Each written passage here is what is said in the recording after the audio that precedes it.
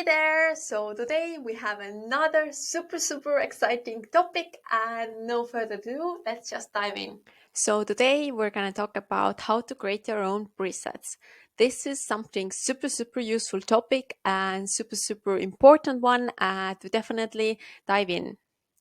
So as I have told you before, like Lightroom in general is gold, and Lightroom presets is basically like a shortcut for you that you definitely have to use. It doesn't mean that you're going to put a filter on top and run. No, Lightroom presets are different and they just save time on your editing. And this is like for time wise, the biggest shortcut that you can have. So Lightroom presets, why and when? Why you should use Lightroom presets? Basically, I would rather ask why not, because this is the game changer. If you are not already using them, then you definitely have to start using them, because again, these are the game changers. And again, like every photo on Lightroom should carry out almost every photo. So why you should use it is definitely to save time, for better workflow and consistent style. So yes, I'm talking about, like you can see like on Instagram, beautiful feeds where everyone has their own like style and like consistent style, like super nice and beautiful. So for this one, I would highly recommend to have like a certain amount of presets that you use, and then you can keep your style consistent. And again, like first of all, you can save time by creating presets that perform these jobs automatically upon import. So in that way, you don't have to do editing later. It just means that you apply the presets, you do some tweaking here and there, you adjust a little bit according to the photo, and then you can keep on rolling like this. So, in other words, I highly recommend you to apply presets to pretty much every photo you take, and especially raw photos need to edit to look good. And again, like if you were looking at the first courses that we had, like how to shoot raw photos, so yes, in Lightroom it's the same. It's the same as the DSLR, meaning that at first you shoot your raw photo and then you do some editing. And then again, like presets is the basic where you start, and then you do some tweaking here and there, and again you're going to have a consistent workflow and consistent style. So again, please use presets and you're going to save time. So how to prepare useful presets on mobile step by step. So here we're talking about how to create your own presets, because in the end of the day, you want to have your own consistent, unique style. Obviously, you can have some ideas from other presets, and you can even use those premium versions that Lightroom has, or you can buy from some of your favorite photographers to the presets, and then you can create your own. Because again, like for example, I created my own presets, and this one was basically for me like a huge game changer. At first I bought some of other photographers, I bought some premium versions and everything, but I didn't like them exactly, so I did some extra tweaking here and there, and I created my own for my own like style and everything. And again, for food, it's a little bit different than compared to the presets that you can apply for, I don't know, for example, home decor, nature, travel. Like again, like because food in general, it have to look delicious, and you can't go like completely overboard, because otherwise you're going to end up with alien food or something like that, and the food doesn't look even tasty and good. It just like looks like super fake. So be careful if you apply the presets for food, but again, like for consistent style, definitely create your presets. And so how do we do it? Okay, now we're going to dive into that topic again, because otherwise we're going to fly too far away. But first step, prepare. So set your profile on the photo in all the panels. And again, like whatever you prefer, like for example, a little bit more contrast, highlights down, shadows up.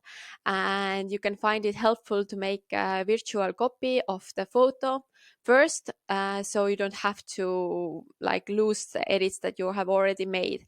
And then again, pick a profile, think of this as a starting point or like a base layer, and on top of which you'll make all the edits. So again, like presets should be something like basic. Basically, if you think about it, then think about it like this, that like for example, if you start editing from the scratch, there are certain settings that you always use. So basically, for example, you put contrast +5, you let the highlights down, you put like the shadows up, like these are the settings that you always use.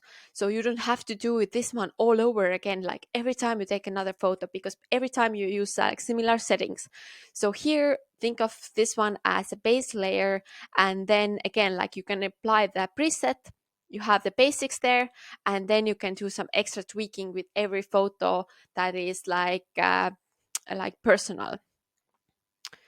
Step two, when all the presets are ready or some of the base layers are ready, then you can just click on top right. There are three dots, and then the menu button will appear. So here, next thing what you do is click on the click to open the profile flyout menu, and then you just click create presets, and bam, you have your presets. Okay, not really, wait for it, there's step 4 as well.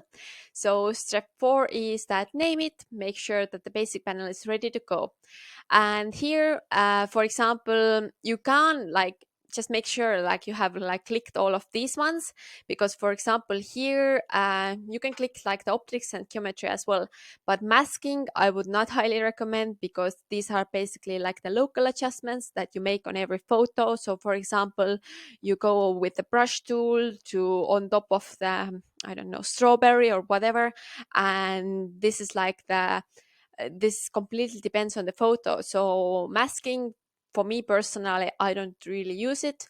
And then for at least for presets, and then later on when I keep editing, then I go to the masking tool and try with different masks there on top. But again, like for example, color, light, and like these kind of things, like these ones can be already in the preset easily. And there you have it. Let's go. And you can start using your presets in Lightroom. And that's how it is. You just take a raw photo again, go to your presets, go to your user presets, and check the name that you already named there. So, recap, super easy. Use the presets for consistent style, and this is like the most like time saving thing that you can ever have, especially like when you're posting some simple photos for social media. It's not like some kind of client work, it's just like some easy content, some quick and easy content, because again, with social media, speed is everything, and you don't always have to have like this kind of thing that you put so much effort into one photo and then post it only for social media. Obviously, for clients, I always do DSLR, I go to desktop, I have a full screen, do the editing and everything. But again, like if it's just for social media, then the production cost should not be that much. And for time saving, like Lightroom phone can make magic, like seriously, definitely check on these ones.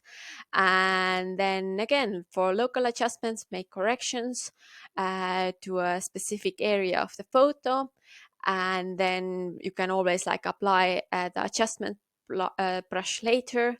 And then again, like if you have a certain photo, then you can work on the color mix HSL panel and multiple local adjustments. But again, like if you just want to create your presets, then all you have to do is create the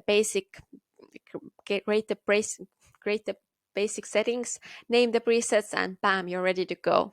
Thank you for watching. I hope this was useful, and we will see you in the next one. Bye.